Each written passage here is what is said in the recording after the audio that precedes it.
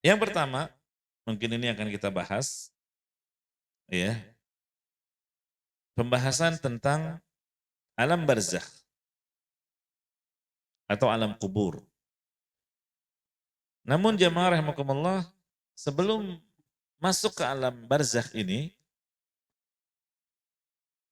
ada satu proses yang disebut dengan kematian. Ya. Dan terkait dengan kematian, itu ada 3 kondisi. Yang pertama, apa yang disebut dengan sakaratul maut. Kemudian yang kedua, apa yang disebut dengan ihtidar. Ihtidar itu apa? Proses dicabutnya nyawa. Dan yang ketiga, terlepasnya ruh dari jasad kita. Kita semua yakin kita ini ada ruhnya. Ya. Dan ruh yang ada di dalam jasad, kita tidak mengetahui hakikatnya seperti apa. Tapi kita meyakini keberadaannya. Dan ruh ini akan terlepas dari jasad. Ya. Nah, jadi ini 3 kondisi yang berkaitan dengan kematian. Yang pertama, sakaratul maut. Ini apa itu sakaratul maut? Sakaratul maut itu kondisi yang dialami oleh seseorang ketika akan meninggal dunia. Berupa kepayahan dan kesulitan. Iya. Mungkin kita kadang mendapati kondisi orang sedang sakarat, setengah sadar, akibat rasa sakit yang dirasakannya menjelang kematian. Dan sakaratul maut ini dialami semua manusia. Iya, semua orang. Baik dia beriman ataupun tidak. Orang saleh ataupun orang fajir. Orang yang taat maupun maksiat. Orang yang baik ataupun orang yang jahat. Mengalami satu proses yang namanya sakaratul maut. Adapun masalah kerasnya atau tidaknya sakaratul maut itu tidaklah menunjukkan apapun. Ya, tidak seperti sebagian orang menganggap, oh sakaratul maut itu kalau orang beriman enggak sakit. Nah, terus Nabi mengapa mengalami sakitnya sakaratul maut? Iya. Jadi sakaratul maut itu seperti halnya sakit yang kita alami di dunia ini. Kan berbeda-beda kondisi orang. Ada yang istilahnya sakit ringan, ada sakit berat. Gitu kan?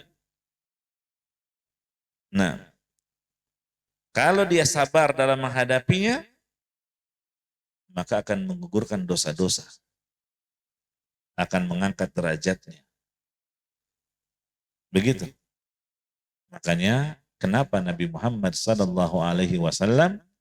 juga mengalami sakaratul maut, bahkan sakaratul maut yang berat. Mana buktinya? Buktinya adalah hadis dari Anas bin Malik radhiyallahu anhu ketika Rasulullah SAW dijenguk oleh putrinya, yaitu Fatimah radhiyallahu anha. Apa kata Anas bin Malik? Lamma thaqala Nabi sallallahu alaihi wasallam ja'ala yataghashah.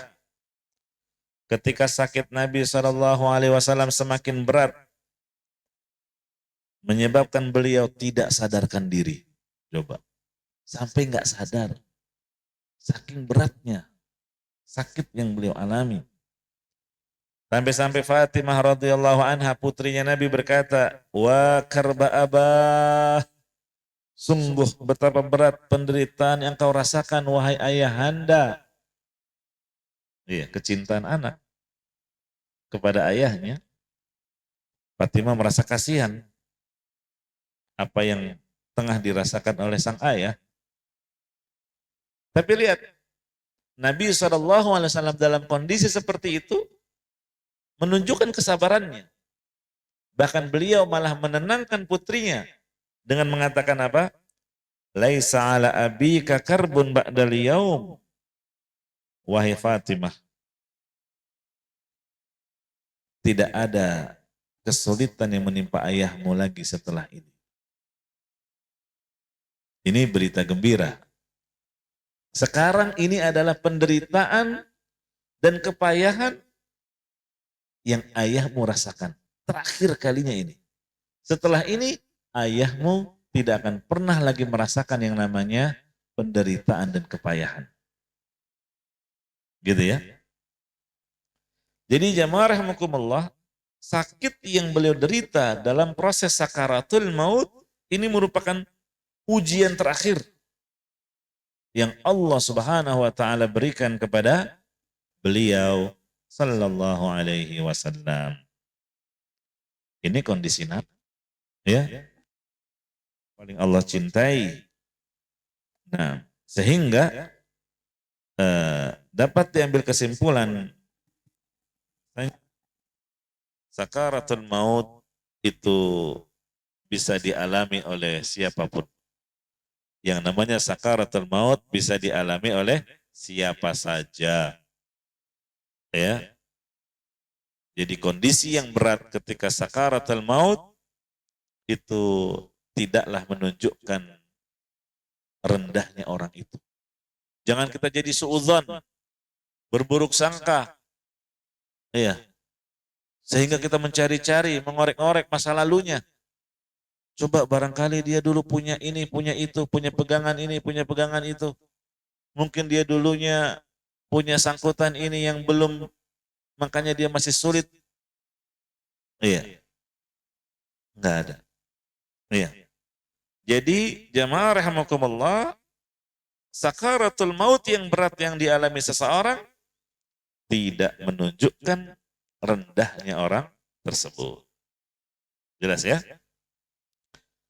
Akan tetapi yang penting bagi kita apa? Bagaimana dia menghadapi sakaratul maut. Bagaimana orang menghadapi ujian penyakit yang Allah berikan. Ada yang sabar dan ada yang tidak.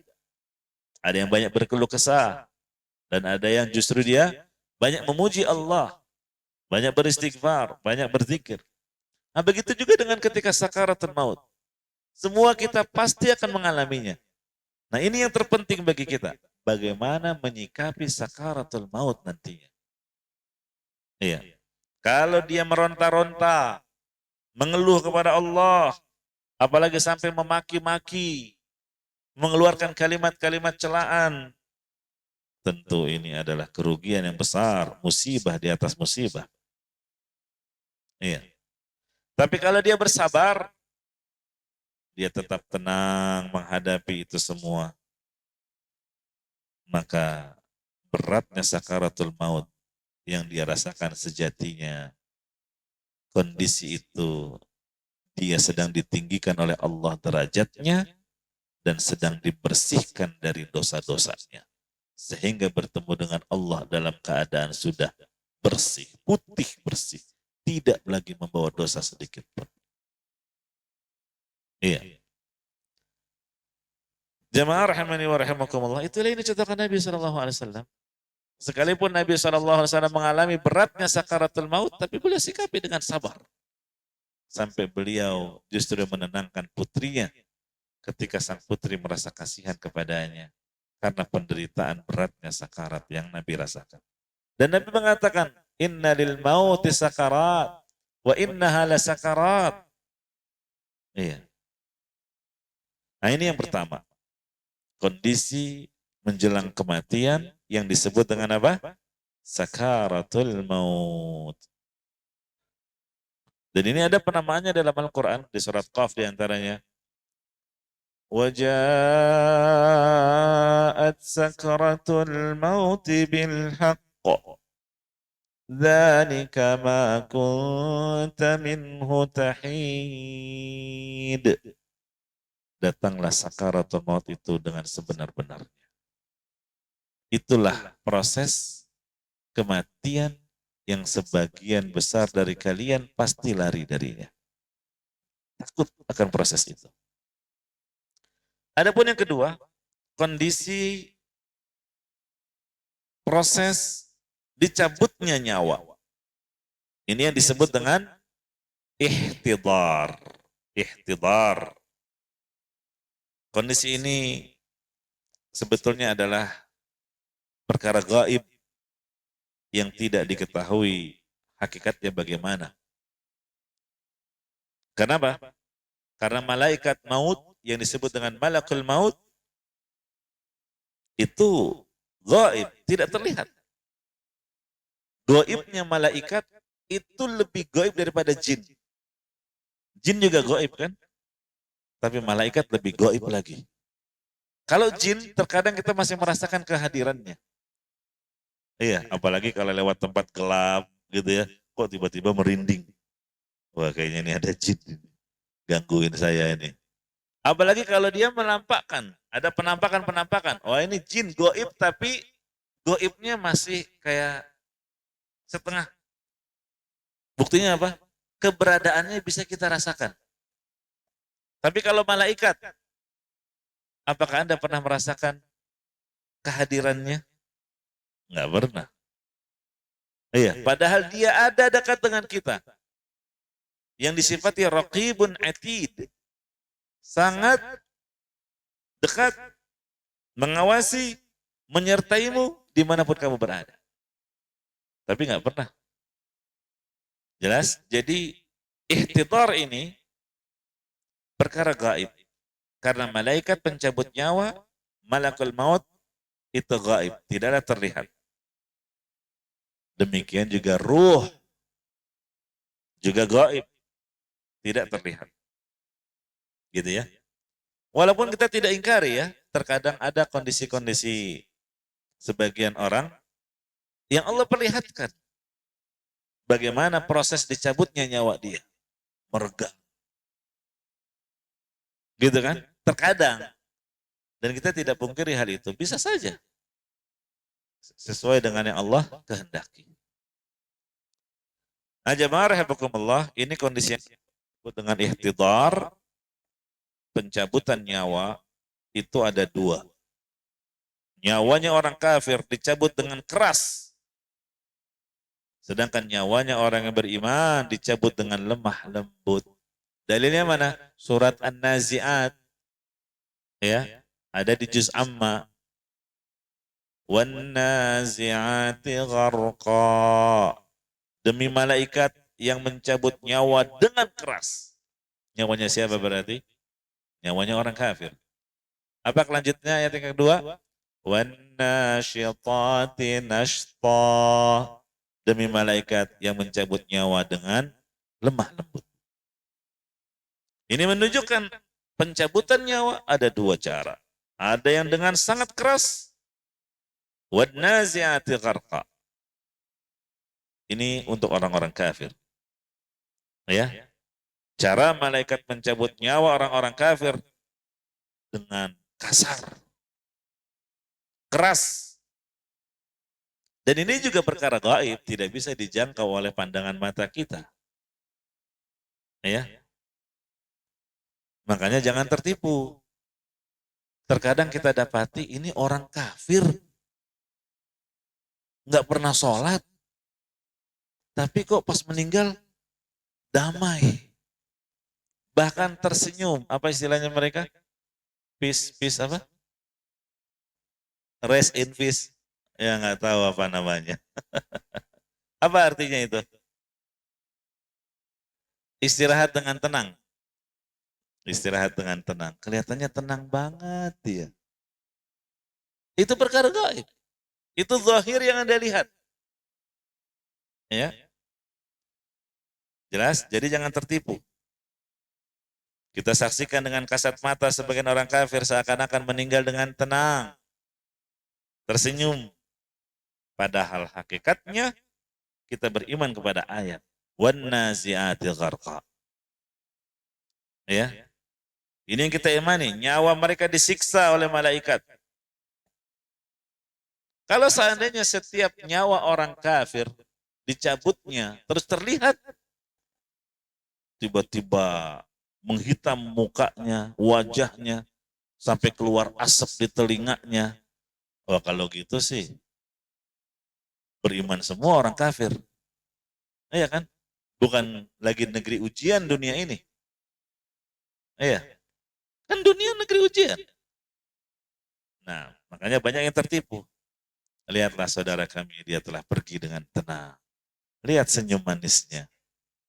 Nah, jadi jamaah rahimakumullah, ini perkara gaib. Ya. Allah Subhanahu wa taala yang mengabarkan dalam Al-Qur'an proses hakikat yang sebenarnya dialami kalau dia itu orang kafir, musyrik, musuh Allah. Walaupun tersenyum, walaupun tenang, nggak ada tanda-tanda sakit, kesakitan, nggak ada. Allah yang mengabarkan di surat Al-An'am ayat 93 dan surat Al-Anfal ayat 50. Apa bahasanya di ayat itu? Walau tara. Iya, seandainya engkau melihat. Gitu kan? Seandainya kamu bisa melihat.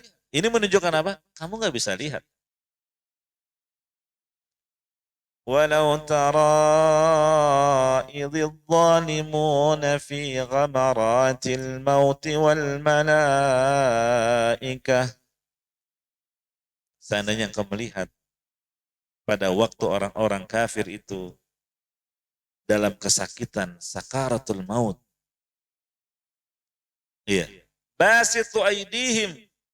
Para malaikat memukul dengan tangannya sambil berkata, akhriju anfusakum. Keluarkan ruhmu, nyawamu. Itu di surat Al-An'am 93. Di surat Al-Anfal 50.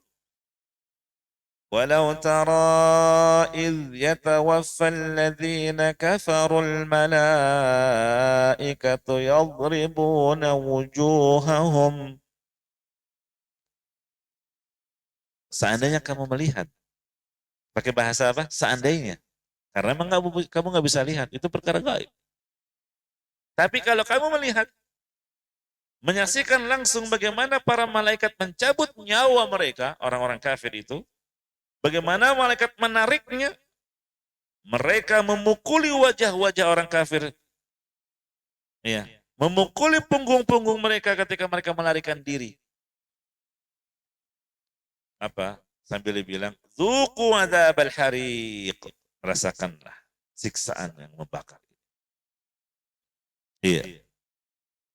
Jadi jamaah rahimakumullah, ini dalil bahwa proses pencabutan nyawa orang kafir itu dengan keras.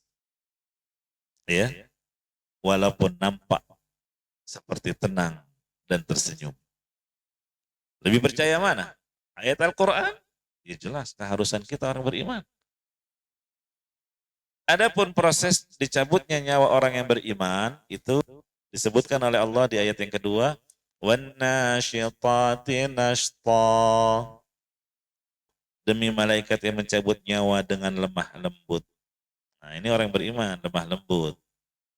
Dipertegas lagi dalam hadis, ya, fatakhruju tasilu kama tasilul qatratu min fiyis siqa. Sampai ruh yang baik itu keluar dari jasad bagaikan apa? Keluarnya air dari mulut ceret. Cepat. Iya. Tapi ini sekali lagi jemaah rahimakumullah, perkara gaib yang tidak bisa dilihat oleh kasat mata kita. Ya, tidak ada yang bisa melihat bagaimana caranya malaikat mencabut nyawa. Itu perkara gaib. Ya. Nah, kita tidak boleh berbicara perkara gaib kecuali dengan dalil dari Al-Quran dan hadis. Nah jemaah rahimakumullah, tadi Al-Quran menyebutkan bagaimana bedanya dicabut nyawa orang kafir dengan nyawa orang yang beriman. Kalau nyawa orang kafir dengan kasar, dengan keras. Apa sebabnya? Sebabnya adalah ketika malakul maut, malaikat pencabut nyawa, meminta ruh orang kafir ini untuk keluar, tapi malaikat sudah ngasih pemberitaan. Kalimat yang ditakuti oleh ruh orang itu, orang kafir itu. Apa kata malaikatnya? Malakul mautnya bilang gimana? Ayyatuhan nafsul khabithah, ukhruji ila sakhatin minallah wa ghadab. Ini. Wahai jiwa yang buruk, keluarlah engkau menuju kemurkaan Allah dan kemarahannya. Akhirnya ruh orang kafir ini lari. Nggak mau dia keluar dari jasad. Nggak mau keluar dia. Iya. Akhirnya malaikat menangkap roh itu dengan keras dan mencabutnya dengan keras sehingga tubuhnya nyaris tercerai-berai. Kenapa? Kerasnya cabutan tersebut. Kalau mau diilustrasikan seperti apa? Besi yang berduri-duri, kemudian dililitkan kain basah, ya, terus ditarik kain basah itu, gitu ya. Itu ilustrasinya. Jadi sebabnya kenapa? Karena dia mau lari dari kematian. Apalagi setelah disampaikan bahwa engkau akan mendapatkan kemurkaan Allah dan kemarahannya. Iya. Kalau orang yang beriman, oh sebaliknya. Ya, semoga Allah menjadikan kita termasuk ke dalam golongan ini. Amin. Ketika malaikat turun untuk mencabut nyawanya, itu malaikat pencabut nyawa menyampaikan berita gembira. Ayyatuhan nafsu tayyibah, wahai jiwa yang baik, ukhruji ila magfirati minallah wa ridwan. Iya. Keluarlah menuju ampunan Allah dan keridhaannya. Jadi malaikat menyampaikan berita gembira. Iya. Yang namanya berita gembira, ya kita termotivasi.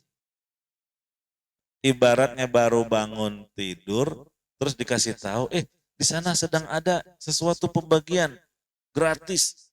Wah, senang kita. Termotivasi. Ingin menuju tempat tersebut. Kamu termasuk yang dipanggil. Akan memperoleh hadiah ini dan itu. Wah, semangat bangun. Ingin cepat-cepat menuju tempat itu. Begitu ya. Jadi jamaah rahimakumullah, sambutan malaikat inilah yang sangat mempengaruhi ruh. Ya. Dia diiming-imingi bahwa dia akan pindah dari negeri yang penuh dengan carut-marut, penuh dengan kesulitan, akan pindah ke negeri yang penuh dengan aman sentosa, penuh dengan kebahagiaan.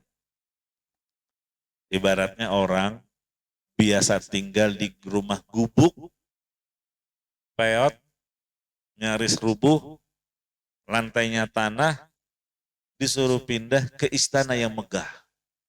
Penuh dengan segala kenikmatan, fasilitas, sarana, ada di sana. Kurang senangnya gimana? Kalau bisa pindah sekarang aja deh. Jangan besok-besok. Kan gitu. Ya. Pengen cepet.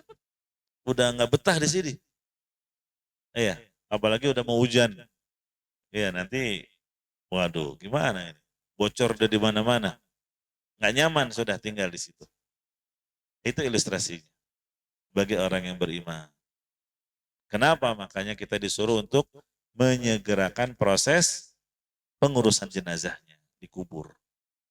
Iya. Jemaah rahimani wa rahimakumullah. Kemudian ada satu hal yang harus kita waspadai ketika proses ihtidar. Apa itu? Kehadiran syaitan. Syaitannya bukan satu. Iya. Kita sama syaitan itu bukan satu lawan satu. Entah satu lawan kompi, entah satu lawan batalion. Karena Nabi menyebutnya apa? Iblis punya singgasana di atas air. Dari singgasananya dia mengutus saraya. Saraya itu pasukan.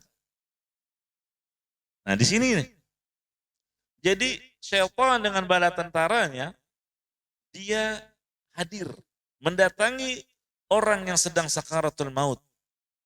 Untuk apa? Untuk menggodanya semaksimal mungkin. Iya. Jadi jamaah rahimakumullah, sebetulnya setan itu menghadiri kita, selalu mendatangi kita pada semua kondisi. Karena ambisinya setan untuk mencelakakan kita. Ya. Jadi jangan dikira kalau di majelis taklim aman dari setan, di masjid aman dari setan. Datang. Makanya bentengi diri dengan zikir. Ya, jadi setan itu ibarat dia sedang mengintai terus, ingin menerkam kita terus. Kapan kita lengah, nerkam, nyerang. Kapan kita berzikir, ngumpet lagi dia. Begitu terus. Ini disebutkan dalam hadis Muslim. Inna syaitana yahduru ahadakum inda kulli syai'in min sya'nihi. Setan itu mendatangi kalian pada setiap keadaannya. Mau makan, setan datang. Nemani kalian. Makanya dianjurkan apa? Baca Bismillah. Ya, mau masuk rumah, setan datang. Ya, mau aktivitas apapun. Ini dalil bahwa setan itu selalu datang di setiap kondisi kita. Untuk apa? Mencelakakan kita. Menggoda kita. Terutama ketika menjelang kematian. Ini yang paling semangat dia tuh. Datangnya paling semangat, paling getol. Dikasih tahu, si fulan itu sedang mengalami proses kematian. Wah, langsung dia cepat datang. Ya. Ini kata Syekhul Islam Ibnu Taimiyah. Walakin waktul mauti ahrasu ma yakunu syaitanu ala i'wa ibani Adam. Waktu menjelang kematian itu merupakan kondisi yang setan paling semangat untuk menyesatkan manusia. Ya. Karena itu adalah waktu yang sangat penting. Jadi setan tahu innamal a'malu bi khawatimiha. Jadi setan tahu hadis ini. Ya. Sesungguhnya amalan itu tergantung pada akhirannya. Gimana supaya akhir orang ini jadi su'il khatimah? Gitu kan? Ini kesempatan terakhir bagi setan. Makanya dia akan mengerahkan segala kemampuannya. Untuk apa? Menggoda manusia, menggelincirkan manusia dari jalan yang lurus, menggoda agar orang yang sedang mengalami proses sakaratul maut itu kufur kepada Allah, suudzon kepada Allah, berburuk sangka kepada Allah, dibuat bimbang dengan agamanya, begitu seterusnya. Ini ngeri. Ya. Dan ini termasuk yang disebut dengan fitnah kehidupan dan fitnah kematian yang kita dianjurkan untuk berdoa kepada Allah seperti yang Nabi ajarkan, Allahumma inni a'udzubika min adzabi jahannam wa min adzabil qabr wa min fitnatil mahya wal mamat. Jadi fitnahnya ada dua. Fitnah kehidupan adalah ketika ini. Detik-detik ihtidar tadi. Dilindungi oleh Allah dari upaya syaitan. Fitnah kematian kapan? Itu juga. Tapi terutama nanti fitnah di saat alam kubur. Iya.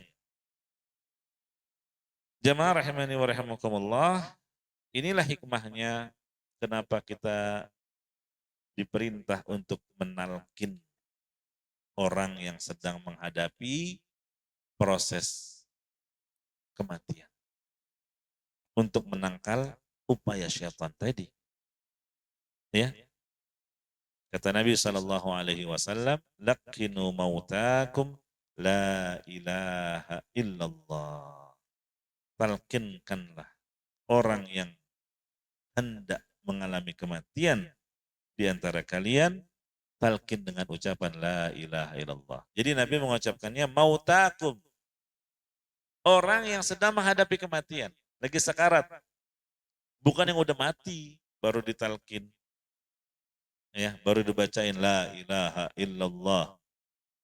Atau diajari dari atas kuburnya. Udah terlambat. Dan Nabi menjelaskan tujuannya supaya apa ditalkin? Agar kalimat terakhir yang dia ucapkan di dunia adalah la ilaha illallah. Man kana akhiru kalamihi la ilaha illallah wajabat lahul jannah. Kata Nabi SAW, barang siapa kalimat terakhir yang diucapkan di dunia adalah la ilaha illallah, wajib masuk surga. Ya. Ini hadis riwayat Ahmad, Abu Dawud dan dihasankan oleh Syekh Al-Albani. Ya. Makanya talqin, bisikkan la ilaha illallah, wahai ayah, ucapkan la ilaha illallah. Wahai ibu, ucapkan la ilaha illallah. Itu aja. Iya. Boleh ditambah motivasi. Kasih motivasi, janji di akhirat. Ibu, kalau ibu berhasil mengucapkan la ilaha illallah, surga telah menanti ibu. Surga tempat kembali ibu. Nabi mengatakan demikian. Kasih motivasi. Supaya dia mau mengucapkannya. Jelaskan juga makna dan kandungannya. Ya, setelah itu ucapkan lagi la ilaha illallah. Kalau sudah berhasil dia mengucapkannya, sudah cukup. Jangan terus-terusan, nanti bosan dia. Ya, sudah. Jangan sampai dia berbicara hal yang lain dan itulah kalimat terakhirnya. Apalagi kalau malah ditawarin mau apa, ada pesan apa terakhir, ya. Nah, ini. Kalau memang sudah terselingi dengan kalimat-kalimat selain kalimat tauhid tadi, ulangi lagi dengan la ilaha illallah. Dan ini butuh kesabaran. Butuh kesabaran. Jelas? Ini kondisi yang kedua. Ya, kondisi yang kedua. Sedangkan yang ketiga adalah kematian. Yaitu kondisi terlepasnya ruh dari jasad. Ya, terlepasnya ruh dari jasad. Ini berbeda antara orang beriman dengan orang yang kafir. Disebutkan dalam hadis, ya, kalau orang yang beriman, yakhruju minha ka'atyabi nafhati bisk. Keluar ruh itu mengeluarkan aroma yang wangi. Wangi yang paling harum semerbak. Sebagaimana halnya aroma minyak wangi yang paling harum yang ada di muka bumi ini. Itu orang yang beriman, wangi. Kemudian malaikat itu membawa ruh naik ke langit. Tidaklah mereka melewati sekelompok malaikat kecuali para malaikat penjaga langit bertanya, "Ma hadzal ruh thayyib?" Ruh siapakah yang wangi ini? Para malaikat yang membawa yang menjawab, "Fulan ibn fulan, ini ruhnya si fulan, anaknya si fulan." Mereka menyebut dengan nama yang terbaik. Ya, jadi mungkin dia dulu punya beberapa nama, ya, dia ganti. Nah, terus pada saat itu akan disebut nama yang paling dia sukai. Disebut namanya. Kemudian para malaikat yang membawa ruh orang beriman tadi sampai ke langit dunia. Mereka pun minta dibukakan pintu langit dunia. Maka dibukakanlah untuk mereka. Wa yushayyi'uhu min kulli sama'in muqarrabuha ila sama'il lati taliha hatta yuntaha bihi ila sama'is sabi'ah. Maka para malaikat, ya, membawanya terus sampai ke langit ketujuh. Kemudian Allah berkata, tulislah catatan hambaku ini di Iliyin, yaitu tempat yang tertinggi. Wa'iduhu ilal ardi, kembalikanlah roh itu ke bumi. Fa inni minha khalaqtuhum wa fiha u'iduhum wa minha ukhrijuhum taratan ukhra. Jadi kata Allah, kembalikan dia ke bumi. Karena dari tanah aku telah menciptakan mereka, ke dalam tanah mereka akan dikembalikan, dan dari tanah mereka akan dikebangkitkan kembali. Fatu'adu ruhuhu ila jasadi. Lantas rohnya pun dikembalikan ke jasadnya. Dan dia akan mengalami fase berikutnya yang disebut dengan alam barzakh. Gitu kan? Nah. Kemudian, dalam riwayat yang lain, disebutkan kalau roh itu orang yang salih, qaddimuni, qaddimuni. Ini ketika diusung.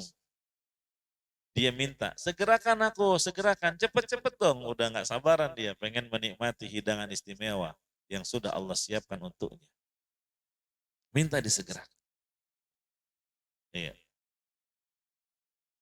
Adapun roh orang yang kafir, yakhruju minha ka'antani rih, keluar darinya bau busuk yang paling menyengat di muka bumi. Ya.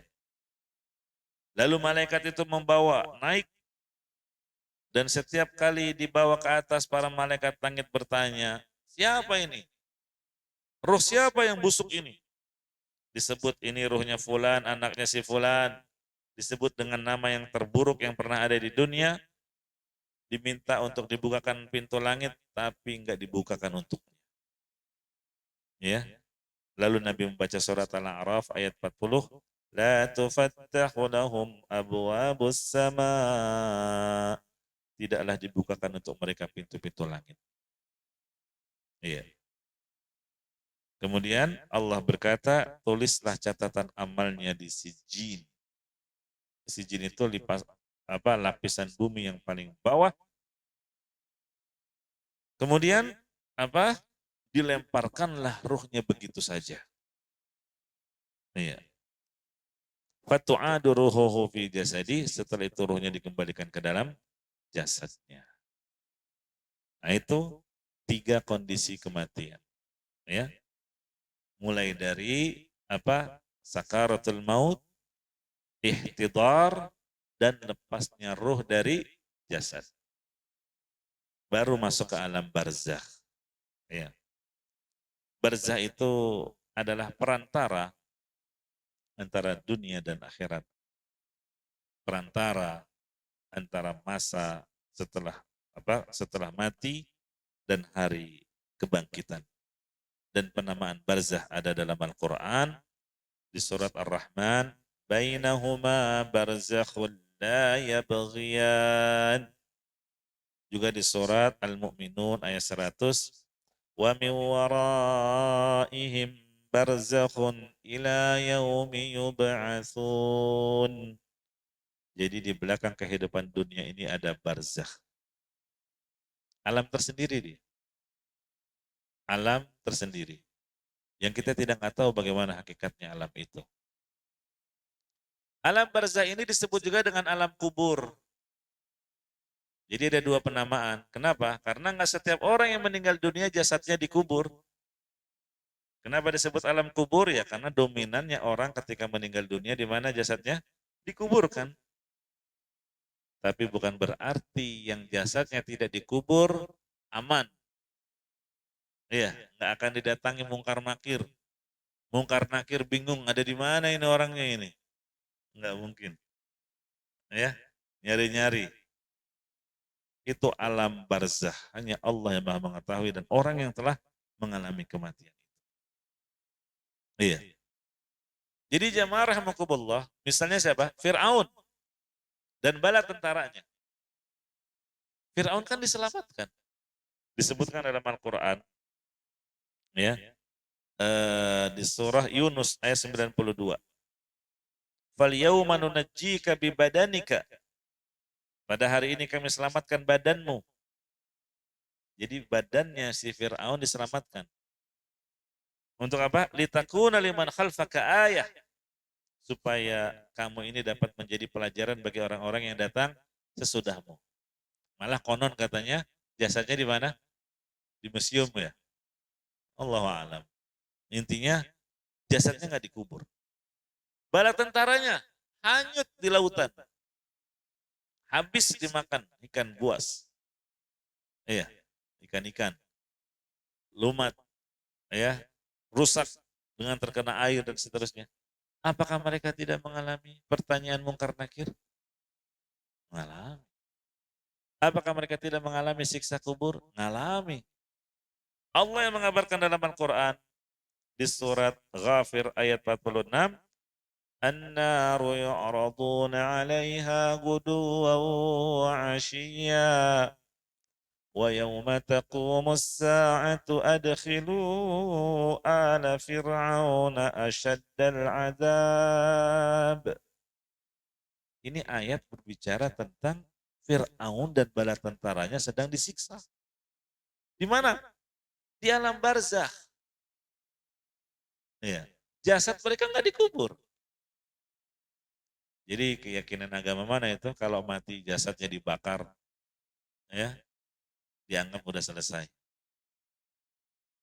Jamaah rahmatullah itu alam barzah. Kita nggak tahu. Tapi kita sudah dikasih. Contoh ada alam mimpi. Iya kan? Kita kan mimpi. Dalam tidur kadang mengalami mimpi. Mimpi indah seakan-akan berada di satu tempat. Taman. Ya, senang dengan mimpi itu. Dibangunin. Iya. Aduh, lagi mimpi indah dibangunin. Di mana tadi? Nggak tahu, saya juga ada di mana itu. Itu alam mimpi. Iya. Nggak tahu. Kamu sudah merasakannya di dunia. Ada alam yang kamu berada padanya, tapi nggak tahu kamu ada di mana itu. Begitu juga ada kalau mimpinya mimpi buruk. Wah, ketakutan dia. Nggak tahu di mana. Itu di dunia. Kamu sudah mengetahui ada satu alam, yaitu alam mimpi, dan kamu nggak mengetahui bagaimana. Itulah akal kita terbatas. Apalagi ini berdasarkan ayat Al-Quran. Adanya alam barzah. Nah, perkara-perkara di alam barzah ada beberapa yang akan terjadi di alam barzah. Pertama, kegelapan kubur. Yang kedua, himpitan kubur. Yang ketiga, fitnah kubur. Dan yang keempat, azab kubur atau nikmat kubur. Ya. Adapun yang pertama, kegelapan kubur. Dalilnya adalah hadis ketika ada seorang wanita yang suka membersihkan masjid. Terus Nabi mencarinya, ya, dan tidak menemukannya. Nabi tanya, kemana wanita ini? Dikatakan dia sudah meninggal ya Rasulullah. Kenapa kalian tidak mengabarkan saya? Nah, ini menunjukkan apa? Mengabarkan kematian seseorang itu hal yang ada syariatnya. Kata para sahabat,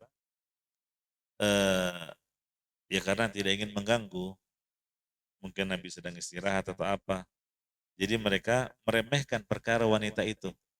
Ah, cuma tukang bersih-bersih masjid aja, masa pakai perlu ngabarin Nabi, gitu ya. Nah, akhirnya kata Nabi SAW, ya sudah kalau gitu tunjukkan kepadaku di mana kuburannya. Ini menunjukkan apa? Boleh kita kalau telat untuk takziah, tanya di mana kuburannya, saya mau datang. Terus sholat jenazah, seakan-akan jenazah ada di hadapannya. Supaya tetap dapat pahala apa? Satu qiraat. Tapi kalau kata Syekh Abdul Aziz bin Baz rahimahullah, bolehnya melakukan salat jenazah di kuburan dengan menghadap kiblat langsung tentunya, dengan mengambil posisi sama seperti ketika jasad ada. Kalau dia laki-laki persis lurus dengan kepalanya, kalau jasad perempuan lurus dengan bagian perutnya. Begitu. Ini maksimal 30 hari dari kematiannya. Gitu ya. Maka Nabi datang. Ya, fasalla alaiha. Nabi sholat di kuburan. Ya, jadi jangan anggap aliran mana itu. Sholat jenazah di kuburan. Udah telat. Iya, ini Nabi udah telat tapi tetap menyolatkan. Setelah itu apa kata Rasulullah SAW? Inna hadhil kubura mamlu'atun zulmatan ala ahliha. Sesungguhnya kuburan ini penuh dengan kegelapan. Lihat, kuburan ini penuh dengan kegelapan atas penghuninya. Wa inna Allah azza wa jalla yunawwiruha lahum bisalati alaihim. Sesungguhnya Allah menerangi kuburan tersebut dengan salatku atas penghuni kubur. Tuh. Jadi ada faedahnya. Ya, salat di atas kuburan, tapi salat jenazah yang tidak ada ruku dan sujud padanya. Nah, dan juga di antara doa adalah apa? Wa nawwir lahu fihi, dan berilah cahaya di dalam kuburnya. Kenapa? Karena memang kuburan itu ada kegelapan. Kecuali Allah beri cahaya. Yang kedua, himpitan kubur. Ini yang disebut dengan dagtah. Dagtah. Atau dhammah. Iya. Inna lil qabri dhaqfatan walau kana ahadun najian minha naja minha Sa'ad ibn Mu'adz. Sesungguhnya pada alam kubur itu ada himpitan. Iya, himpitan kubur. Seandainya ada orang yang selamat dari himpitan ini, niscaya Sa'ad bin Mu'adz lah yang lebih pantas mendapatkannya. Jadi Sa'ad bin Mu'adz ini sahabat yang sangat saleh. Saking salehnya Sa'ad bin Mu'adz ketika dia wafat, arsy-nya Allah itu bergetar. Ini kan luar biasa. Iya, tapi walau begitu salehnya Sa'ad bin Mu'adz, ternyata dia tidak selamat dari himpitan kubur. Masya Allah. Jadi jamaah rahimakumullah, bagaimana tentang himpitan tersebut? Wallahu alam, ada khilaf di kalangan para ulama. Intinya ada himpitan yang akan dirasakan. Kalau jika himpitan itu berupa rasa sakit, maka itu sebagai penggugur dosa. Sama seperti sakaratul maut. Ya. Nah, bukanlah azab himpitan kubur. Ya, bukanlah azab. Tapi sebagai apa? Penggugur dosa atau pengurang rasa sakit atau pengangkat derajat bagi seseorang. Gitu ya. Nah, sama seperti ketika hari kebangkitan, orang-orang beriman juga mengalami ketakutan. Iya. Khawatir, gelisah. Ini perasaan-perasaan ini bukan azab. Tapi apa? Bagian dari kedahsyatan hari kiamat. Siapapun orang yang akan khawatir, takut, gelisah. Berbeda dengan orang kafir, himpitan kuburnya itu adalah siksaan karena Nabi menyebutnya wa yudayyaqu alaihi qabruhu hatta takhtalifa fihi adla'uhu. Ini orang kafir, kuburnya disempitkan baginya sampai menghimpit tulang rusuknya sehingga saling bersilangan. Ya, itu azab. Kalau orang beriman nggak sampai seperti itu. Kemudian yang ketiga fitnah kubur. Fitnah kubur itu, fitnah itu artinya ujian. Ujian di dalam kubur. Yang namanya ujian gimana? Ya ada yang lulus, ada yang enggak. Iya kan? Kalau lulus, maka dia akan mendapatkan nikmat kubur. Kalau enggak lulus, barulah dia akan merasakan azab kubur. Na'udzubillah. Jadi fitnah kubur itu pertanyaan yang dilontarkan oleh malaikat mungkar nakir. Ya. Dan kata Nabi SAW, "Idza kubiral mayyit atahu malakani aswadani azraqan. Yuqalu li ahadihim al-munkar wa lil akhar an-nakir." Kalau mayat telah dikubur, ya, malaikat ada dua malaikat yang hitam dan biru. Kata Al-Hafidz Ibnu Katsir, hitam wajahnya dan biru tubuhnya. Salah satunya bernama malaikat mungkar dan yang lainnya bernama nakir. Kemudian melontarkan tiga pertanyaan, marrabbuka, wa ma dinuka, wa man nabiyyu. Iya. Gimana menghadapi fitnah kubur ini?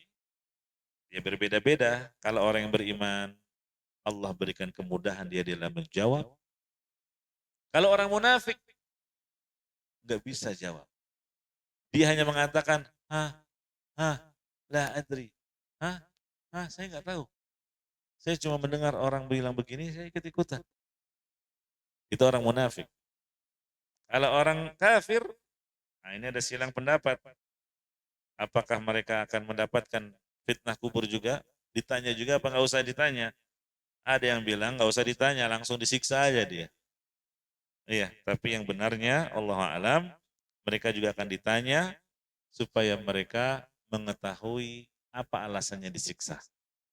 Karena nggak bisa jawab. Gitu ya.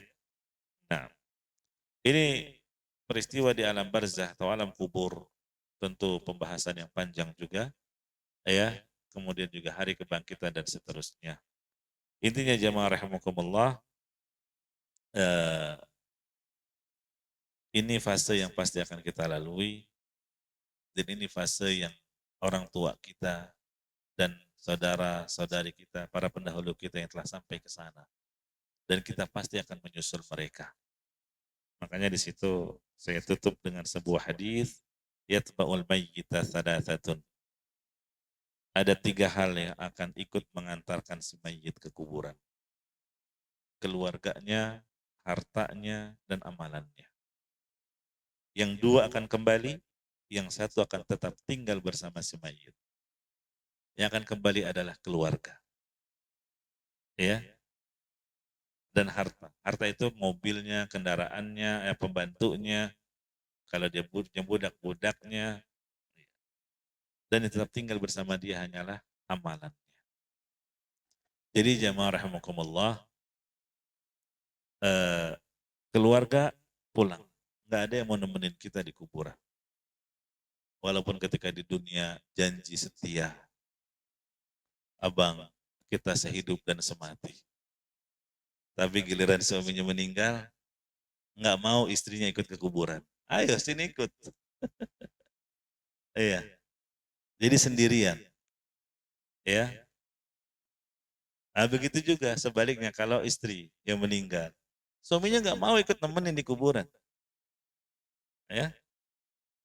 Nah, jadi kita bakalan sendirian di alam kubur.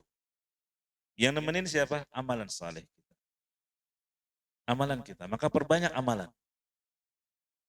Siapa yang suka membiasakan diri khalwat dengan Allah, khalwat itu apa?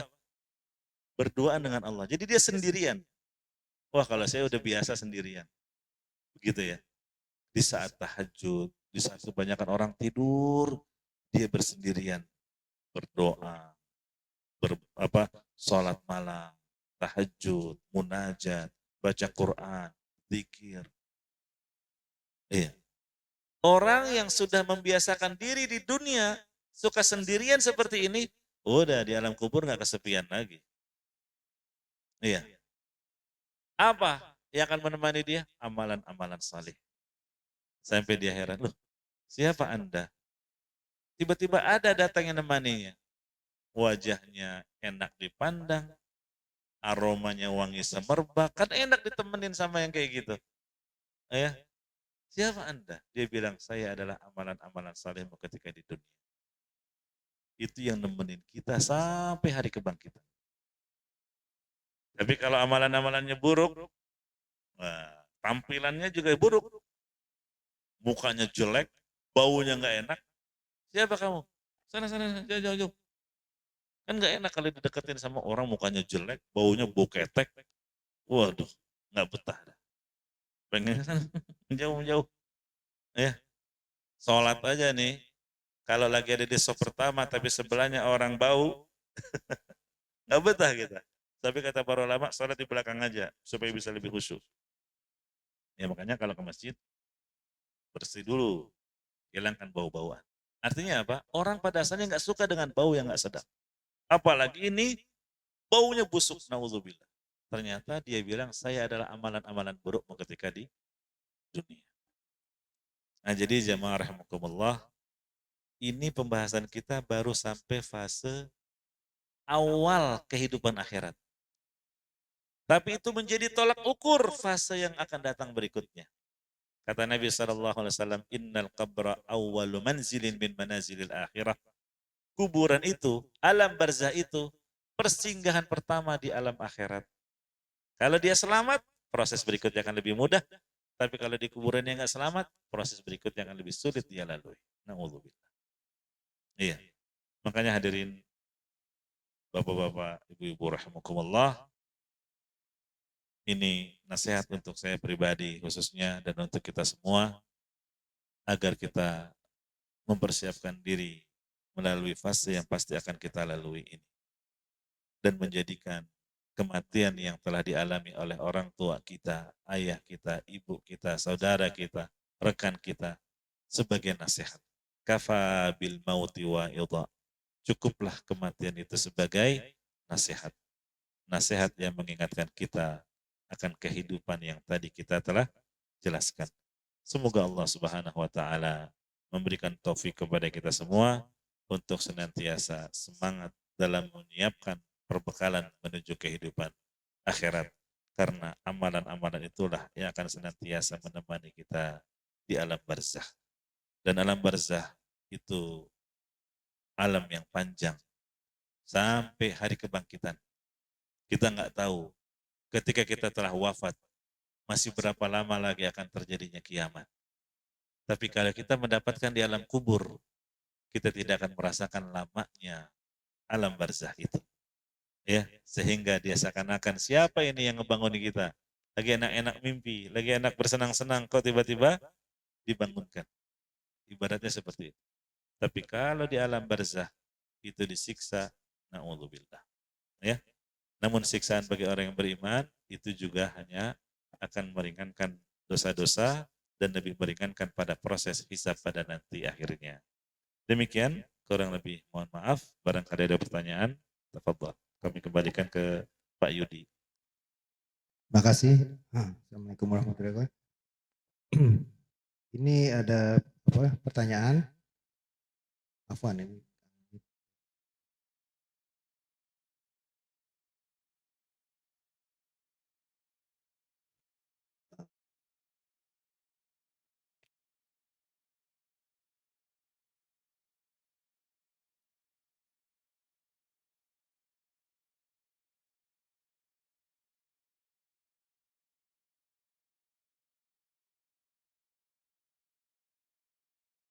Masuk ya. Assalamualaikum.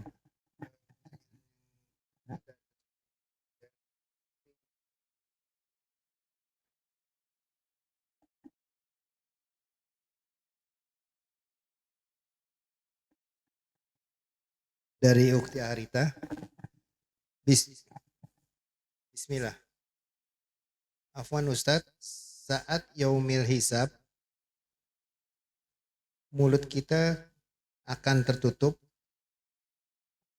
dan anggota tubuh menjadi saksi. Apakah hati akan memberi kesaksian terkait dosa-dosa kita sesuai ketika terjadi ataukah setelah kita taubat? Karena Allah kan maha mengetahui sesungguhnya isi hati kita. Insya Allah kita diampuni olehnya dan dihisab dengan mudah. Jazakallahu khair. Iya. Jamaah rahimani wa rahimakumullah. Jadi pertanyaannya, mulut dikunci. Yang pandai berdusta ini, yang suka berbohong, dikunci. Jadi yang menjadi saksi tangan yang berbicara, kulit berbicara. Nah pertanyaannya hati, gitu kan? Iya. Yes. Jadi itu hari yaumatublas sarair. Ya. Hari akan diungkapkan apa yang tersembunyi di dalam hati. Iya. Makanya banyak-banyaklah mengisi amalan hati dengan kebaikan. Iya, itu betul. Ya. Jadi Allah akan ungkap isi hati manusia. Selama di dunia mungkin selama ini pintar dia menampakkan hal-hal yang terpuji. Ya, orang taunya dia baik, tapi hakikat di dalam hatinya Allah Maha tahu. Dia menyembunyikan kekufuran, kemunafikan, kebencian, akan dibongkar di hari itu. Itulah yang disebut dengan yaumatublas sarair. Pada hari akan dibongkar isi hati manusia. Ya. Jangankan di hari kiamat, ya, di dunia saja Allah para malaikat yang Allah tugaskan untuk mencatat itu bukan hanya amalan perbuatan tangan, kaki, ucapan, tapi juga isi hati. Berupa niat, husnudzon, berbaik sangka, itu dicatat. Nah pertanyaannya gimana malaikat bisa tahu isi hati seseorang niat baik atau buruk? Allah Maha mampu menjadikan malaikat itu mengetahui, dan ini termasuk yang dikecualikan. Walaupun ada sebagian ulama berpendapat malaikat tahu dari aromanya. Jadi kalau orang hatinya punya niatan baik, keluar darinya aroma wangi. Tapi kalau isi hatinya menyimpan kebusukan, niat-niat kejahatan, keluar aroma yang busuk pula darinya. Iya. Intinya apa? Yang dicatat oleh para malaikat itu bukan hanya dari yang terucap di lisan, yang dilakukan oleh anggota badan, tapi juga apa yang terbetik di dalam hati kita. Dan di hari kiamat ketika hisab, hati pula yang akan dibongkar oleh Allah Subhanahu wa taala. Ya. Disebutkan juga kan di surat Al-Adiyat, iya. Apa? Wal 'adiyati dhabha, fal muriyati qadha, fal mughirati subha, fa atharna bihi naq'a, fa wasatna bihi jam'a. Innal insana li rabbih lakanud, wa innahu 'ala dzalika lasyahid, wa innahu li hubbil khairi lasyadid. Apa kelanjutannya? Afala ya'lamu idza bu'thira ma fil qubur. Terus kelanjutannya apa? Wa khussila ma fis sudur. Itu pendalilannya. Ya, jadi akan dibongkar apa yang ada di dalam hati kita.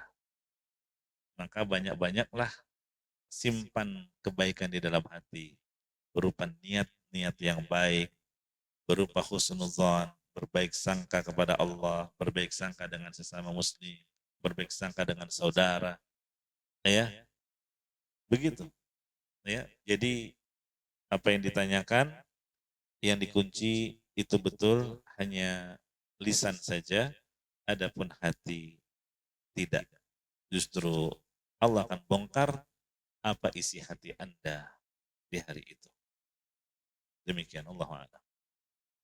Jelas ya? Jadi intinya semarakkan hati Anda dengan hal-hal positif, hal-hal yang baik. Agar ketika dibongkar isi hati Anda merasa senang dan bangga melihatnya. Dan menguntungkan Anda. Gitu ya? Wallahu a'lam. Oke, berikutnya pertanyaan. Dalam masa pandemi ini di mana para penderita tidak diizinkan untuk ditemani keluarga. Usaha maksimal apa bagi keluarga untuk mentalkin keluarga yang menderita yang mungkin sudah masuk tahap sakaratul maut? Apakah rekaman suara kita mengucap kalimat tauhid sudah cukup jika diizinkan oleh rumah sakit? Bagaimana Pak Ustaz? Iya, jemaah rahimani wa rahimakumullah. Memang kalau kondisi yang sakit itu di rumah sakit, apalagi di ICU, ya tentu sangat terbatas ya, tidak leluasa. Makanya kalau kondisinya sudah kecil harapan untuk sembuh, ya, atau presentase kehidupan sudah sangat minim sekali, kecil sekali, sudah, ya dibawa pulang aja ke rumah, supaya kita lebih leluasa untuk melakukan apa yang tadi kita telah pelajari. Ya, apalagi kalau rumah sakitnya, maaf, rumah sakit non Muslim, ya kanan kiri ada salib, ada ini, iya. Padahal kita tahu proses ihtidar itu syaitan sangat kuat ambisinya untuk menyesatkan manusia. Sampai dia akan rela berwujud seakan-akan orang yang akan didengar ucapannya. Iya.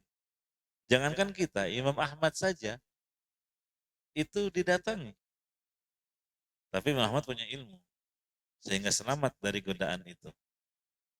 Ya, ketika dikatakan kamu udah luar biasa amalanmu, ya, sehingga sejak sekarang kamu sudah kulepaskan bebas dari tanggung jawab ibadah. Udah nggak perlu ibadah lagi sekarang.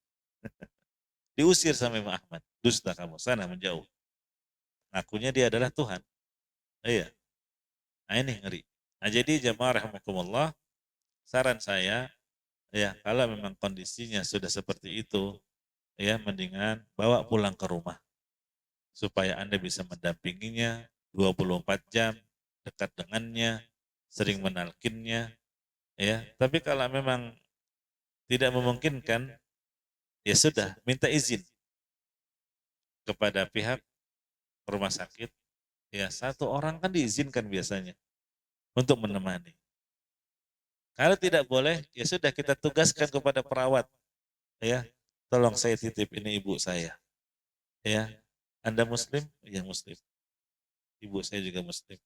Coba ketika Anda mendekatinya, ingatkan akan ucapan kalimat la ilaha illallah. Tolong talkinkan dia.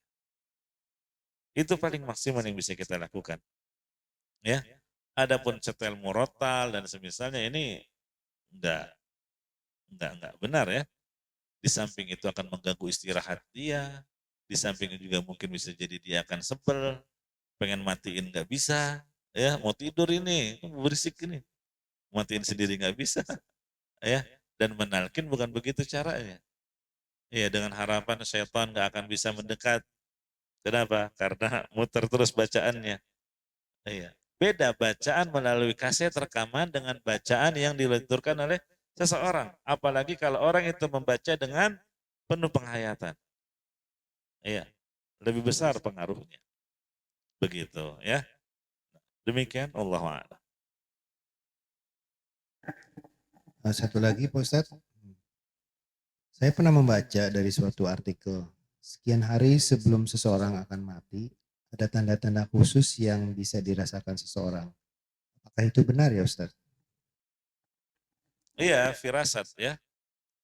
Firasat itu bisa jadi benar, tapi nggak semua orang mengalaminya sesuai dengan yang Allah kehendaki. Karena Nabi Muhammad SAW sendiri mengalami hal itu. Firasat bahwa ajalnya sudah dekat, ya, dan sahabat juga memahami. Di antaranya turun ayat idza jaa nasrullahi wal fath. Ini ayat yang berbicara tentang kemenangan yang diraih kaum muslimin. Sehingga apa? Mekah yang tadinya negeri kafir menjadi negeri Islam. Berarti misi Nabi sudah selesai. Kalau misinya sudah selesai, ya tinggal kembali kepada Allah Azza wa Jalla. Iya. Dan Nabi Muhammad SAW juga menyampaikan kepada istrinya bahwa ada hamba yang diberikan pilihan, ya, tapi dia lebih memilih untuk berjumpa dengan Tuhannya. Iya, karena apa? Kerinduan untuk berjumpa dengan Allah Azza wa Jalla. Nah, jadi firasat-firasat itu bisa saja dialami oleh seseorang, namun tidak mesti satu keharusan setiap orang sebelum meninggal pasti akan mendapati firasat itu. Ini termasuk perkara gaib. Wallahu a'lam. Bismillah, Pak Ustadz izin bertanya. Tadi disampaikan ada 3 kondisi yang berkaitan dengan kematian, sakaratul maut, ihtidar, dan terlepasnya ruh dari jasad. Yang ingin saya tanyakan, untuk kematian yang mendadak seperti kecelakaan di pesawat, musibah, atau di laut, atau di mobil yang benar-benar mendadak, apakah secara kasat mata mereka juga melewati itu semua Pak Ustadz? Jazakallah khairan.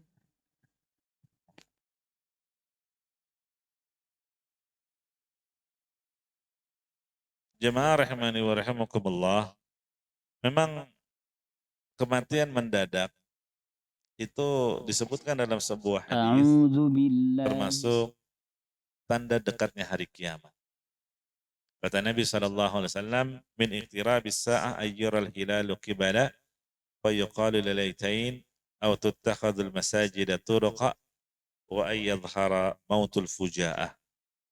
Di antara tanda dekatnya hari kiamat, hilal akan terlihat sangat jelas. Sehingga orang mengira ini tanggal 2. Gitu ya. Kemudian yang kedua, masjid-masjid hanya dijadikan tempat melintas. Dan yang ketiga ini menjadi sisi pendalilan kita, yaitu banyaknya kejadian mati mendadak.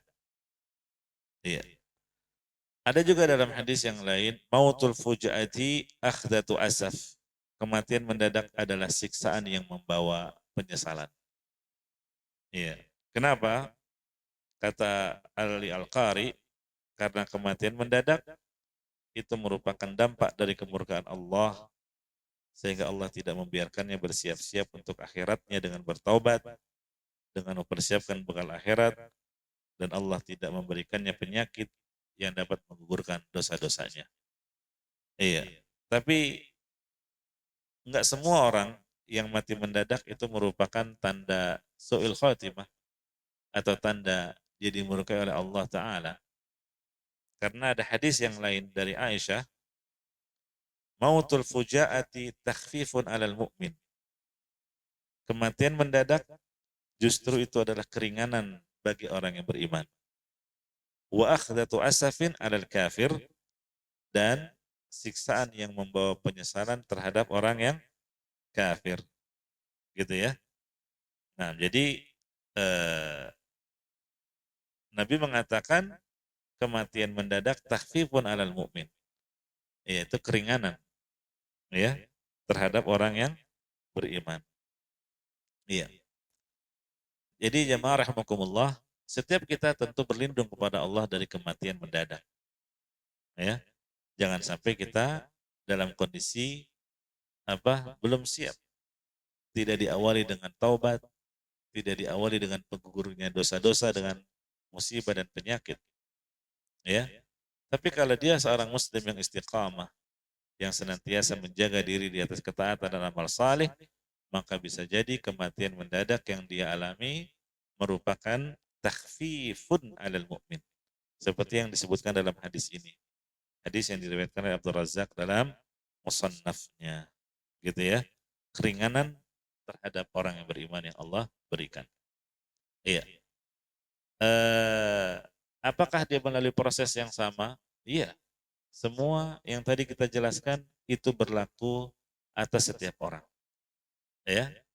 Dan itu perkara gaib yang tidak bisa dilihat oleh kasat mata kita.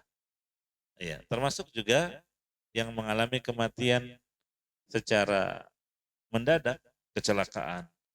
Ya. Seakan-akan dia tidak melalui proses 3 tahapan tadi. Jawabannya sama. Hanya saja itu perkara gaib, yang merasakannya adalah orang itu sendiri. Dan kita mengimani berdasarkan dalil-dalil yang tadi telah dijelaskan. Demikian, wallahu a'lam.